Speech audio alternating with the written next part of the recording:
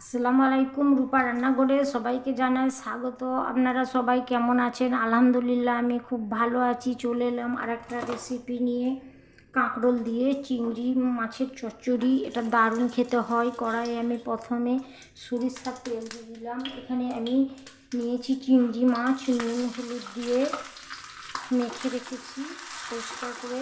প্রথমে আমি চিংড়ি মাছ লাল করে ভেজে নিচ্ছি তেলে দিয়ে। চিংড়ি লাল করে ভাজা হয়ে গেছে, খুব সুন্দর একটা চিংড়ি ফ্লেভার বেরোচ্ছে। এবার আমি একটা বাটির মধ্যে তুলে নিচ্ছি।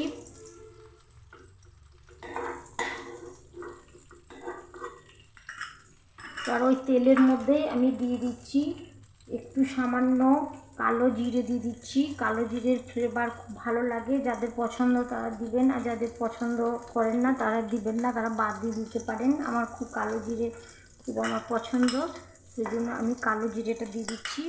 কালো জিরে ভাজা হয়ে গেছে। এবার আমি গ্যাসের ফ্লেমটা আরেকটু হাই করে দিচ্ছি। আমি মিডিয়াম করে চিংড়িটাকে ভেজে নিয়েছিলাম। এবার এর মধ্যে আমি দিয়ে দিচ্ছি কাঁকরোলকে আমি এবার দুভাগে ভাগ করে পিস পিস করে কেটে নিয়েছি। এখানে আমি 250 গ্রাম কাঁকরোল নিয়েছি আর 100 গ্রাম চিংড়ি।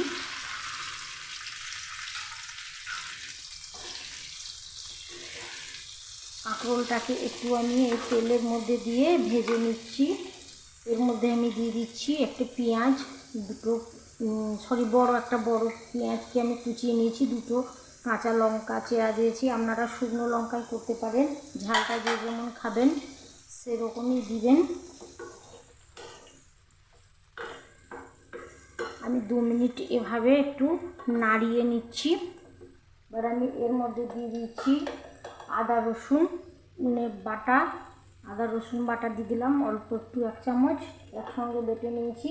দিয়ে দিচ্ছি কাঁচা জিরে ধনের গুঁড়ো, দিয়ে দিচ্ছি লবণটা যে যেমন পছন্দ করবেন সেরকম দিবেন। দিয়ে দিচ্ছি হলুদ গুঁড়ো।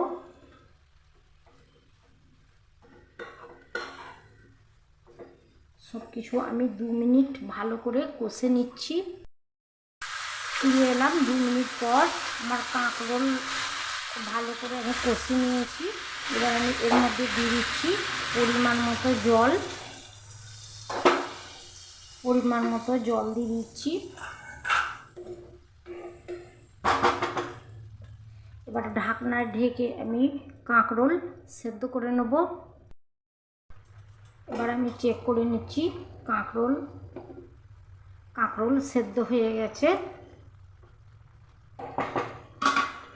এবার আমি ওপর থেকে ছড়িয়ে দিচ্ছি চিংড়ি, ভেজে রাখা চিংড়ি দিয়ে দিচ্ছি। এবার আমি ঢাকনা দিয়ে দিচ্ছি। গ্যাসের ফ্লেমটা আমি লো টু মিডিয়াম করে রাখবো, হাই করা ছিল। এবার আমি লো টু মিডিয়াম করে দমে রমে ঢাকনা খুলে আমি চেক করে নিচ্ছি। দেখুন বন্ধুরা, তলে কত সুন্দর আমার তেল ছেড়ে দিয়েছে। চচ্চড়িটা আমার তৈরি হয়ে গেছে, জলটাও শুকিয়ে গেছে, তেলটা ছেড়ে দিয়েছে তলে। আমি খুব অল্প পরিমাণে তেল দিয়েছি, আপনারা চাইলে তেলের পরিমাণটা বাড়িয়ে দিতে পারেন। এবার আমার চচ্চড়িটা হয়ে গেছে। এবার আমি ঢাকনা দিয়ে ঢেকে দিচ্ছি। আপনারা চাইলে একটু সামান্য চিনিও দিতে পারেন, আমি চিনি দিচ্ছি না। এবার দমে আমি 5 মিনিট রেখে দিচ্ছি।